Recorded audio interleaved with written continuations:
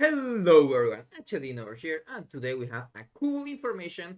Grow has been buffed again.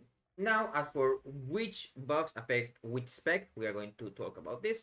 But first, as always, you have to remember that we have a cool sheet about Sublety mainly, as you know, that's the spec that we main.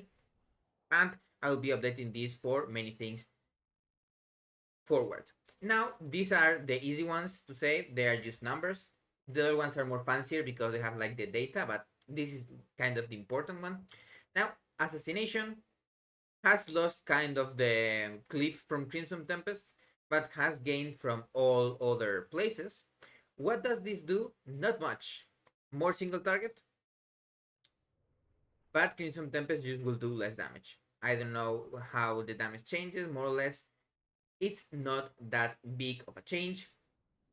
It's like something very rare. It's something that nerfed, and now you do know that this with singular focus was doing a lot of things, because if you had two targets, for example, and you use Crimson Tempest, you were getting a strong Crimson Tempest, and even if one target died, the strong dot began was still going.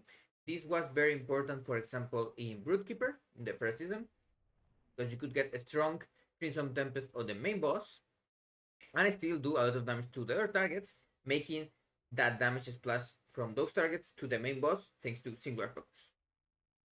Nothing important, this is not a huge movement. It's mainly because I think they want to buff Assassination single target a little bit more, but they want to do this tweak of damage because otherwise they will get a lot of damage on cleave.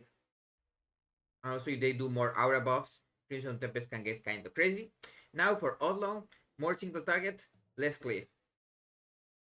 Nothing weird. And for Sublety, just more AoE. AoE is the weakest part of Sub. If you have ever played the spec, it's not a good Mythic Plus spec compared to the top ones. Like, it's decent if you have a lot of knowledge of your spec and the knowledge of the time to die on pulls and when to use your cooldowns before or with your teammates, because remember, if the pool lasts 10 seconds and you use your flagellations and shadow blades on those are meant to last at least for two dances, one being the first dance or not. You want to have at least those 16 to 20, sometimes even 24, maybe even longer, 30 plus. It's kind of ideal because you also want to get some ruptures out before, and not all pulls will be like that, and when your cooldowns come back, they are not like that. And also on bosses, we have good damage, but it's nothing stellar.